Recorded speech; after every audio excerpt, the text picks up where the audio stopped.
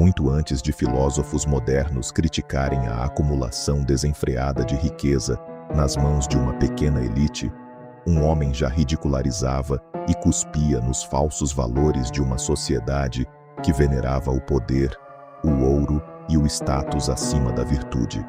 Seu nome era Diógenes. Em uma época onde reis eram tratados como figuras quase intocáveis, onde possuir riquezas significava ser visto como alguém superior e onde a posição social definia o valor de um homem, Diógenes escolheu seguir um caminho completamente diferente. Ele não buscou palácios, não buscou títulos, não buscou reconhecimento. Pelo contrário, ele abandonou aquilo que a maioria das pessoas passava a vida inteira tentando conquistar. Nascido em Sinope, uma cidade grega às margens do Mar Negro, Diógenes teria deixado sua terra natal após um episódio envolvendo moedas, que acabou colocando sua vida em uma nova direção. A partir daquele momento, ele passou a questionar uma das maiores ilusões humanas, a ideia de que possuir mais significa ser mais. Enquanto outros filósofos escreviam grandes tratados sobre a virtude, Diógenes transformava a própria existência em uma mensagem. Sua casa era simples. Sua aparência incomodava. Seu comportamento desafiava as regras de uma sociedade que valorizava aparência, riqueza e aprovação. Para muitos, ele era louco, mas para Diógenes, loucura era passar uma vida inteira acumulando coisas que não poderiam trazer verdadeira liberdade. Ele fazia uma pergunta que continua atual milhares de anos depois: quem é realmente rico? Aquele que possui muito ou aquele que precisa de pouco para ser feliz? Diógenes fazia questão de expor as contradições dos poderosos.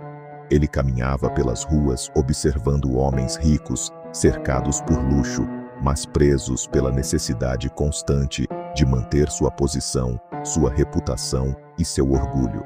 Para ele, um homem que depende da opinião dos outros nunca é verdadeiramente livre. E talvez seja justamente aqui que os antigos sabiam de coisas que aprendemos a desprezar.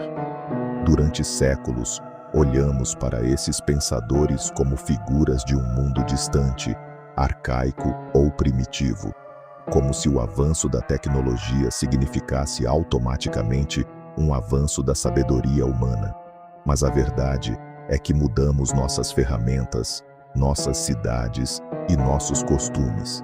Porém, a natureza humana continua enfrentando os mesmos desafios. Ainda buscamos aprovação, ainda comparamos nossas vidas com as dos outros, ainda acreditamos que o valor de uma pessoa pode ser medido pelo que ela possui. Diógenes percebeu algo que muitos ainda lutam para compreender: o ser humano pode construir grandes impérios e, ao mesmo tempo, continuar sendo escravo das próprias vontades. Foi essa liberdade que fez dele uma ameaça aos poderosos. O episódio mais famoso de sua vida aconteceu quando Alexandre, o Grande, o homem que dominava vastos territórios e comandava milhares de soldados, decidiu encontrá-lo. Diante daquele homem que tinha o mundo aos seus pés, Alexandre perguntou: existe algo que eu possa fazer por você? Diógenes respondeu: sim, saia da frente do meu sol. Uma resposta simples, mas naquele instante, um homem sem riquezas mostrou a um conquistador que existe um tipo de poder que nenhum exército consegue tomar: a liberdade interior. Séculos depois, filósofos modernos como Karl Marx analisariam a relação entre riqueza, poder e sociedade, questionando a concentração de recursos e os privilégios das elites econômicas. Mas enquanto Marx olhava principalmente para as estruturas da sociedade, Diógenes olhava para algo ainda mais profundo: a estrutura dentro do próprio ser humano.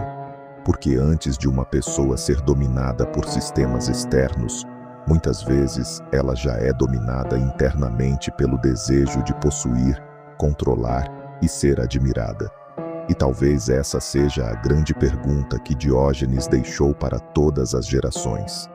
Estamos buscando riqueza para viver melhor?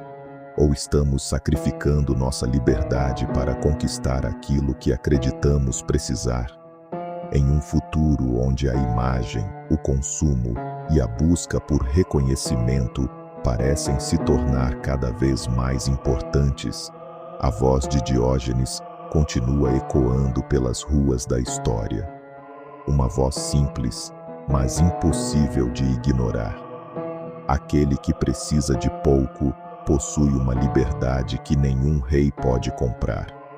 Porque talvez os antigos sabiam de coisas que nós esquecemos,